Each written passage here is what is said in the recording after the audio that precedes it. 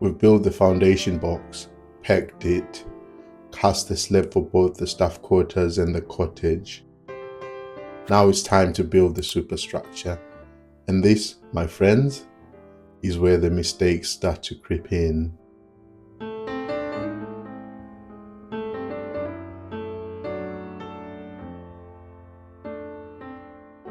Welcome back to the channel.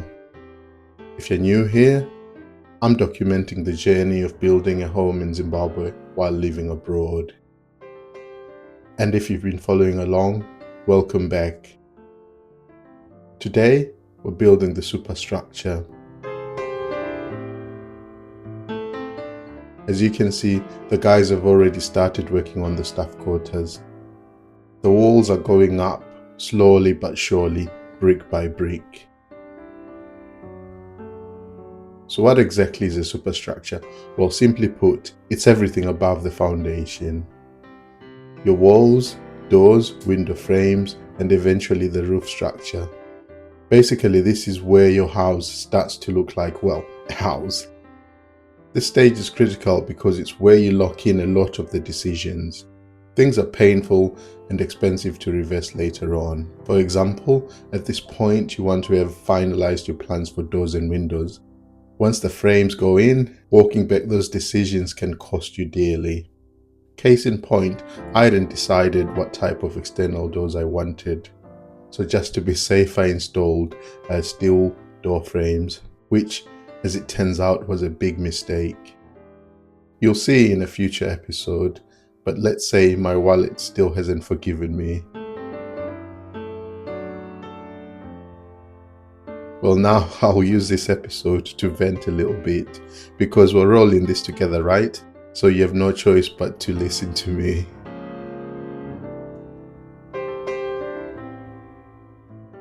Well, my biggest frustration so far has been bricks. First, the quantity I was told to buy was way over what was needed. Well, that's not a disaster. I mean, you can always use the extra bricks for something else, maybe like an outbuilding. But the waste I've seen on the site is a little bit heartbreaking, to be honest. Just look around and you'll see what I mean.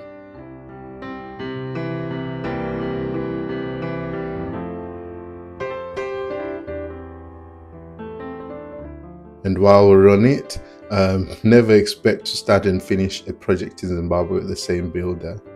It just doesn't seem to happen. Well, that's just been my experience with builders and plumbers especially.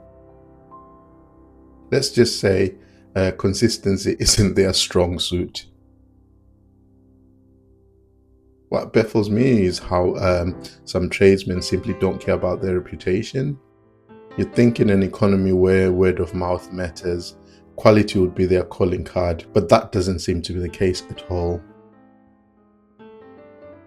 Anyway, I'll dive deeper into that in a future episode where I'll share tips on managing a build in Zimbabwe while abroad.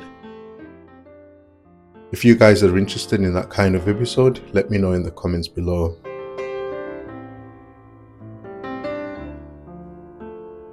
Well, the rant is over, so let's talk progress.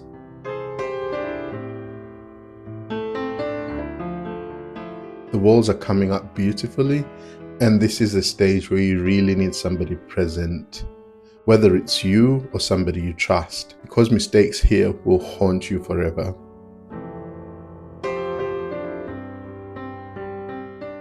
You know, crooked walls, bad mortar, you'll be staring at those forever.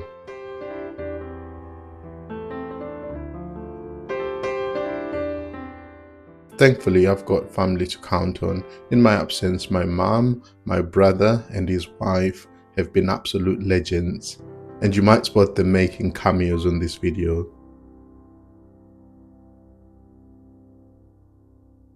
Oh, and our little site manager, my brother's daughter, also known as Ntete. She's the real boss of the site. See if you can spot her and let me know down below.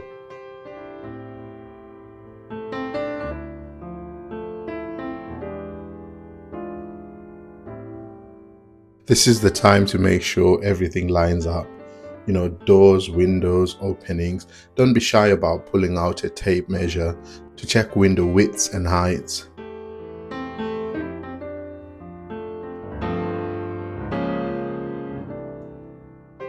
You don't want to be ordering custom windows because your bricklayer thought they could measure with their eye. You also want to make sure that Brickforce is installed properly. Brickforce is like a steel mesh that goes between the brick courses. It helps bind the walls together and prevent cracks, especially above openings like windows and doors.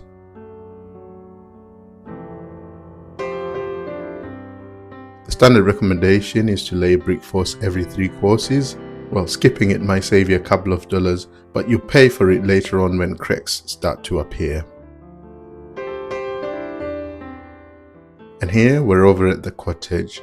We've got a front door leading into an open plan lounge, kitchen and dining space. That smaller room you see is a utility space for solar equipment, because the goal here is to be fully off-grid. And this door here leads into this small walk-in office, maybe closet area, and to the left of it is the main bedroom, and on the right there is going to be the ensuite.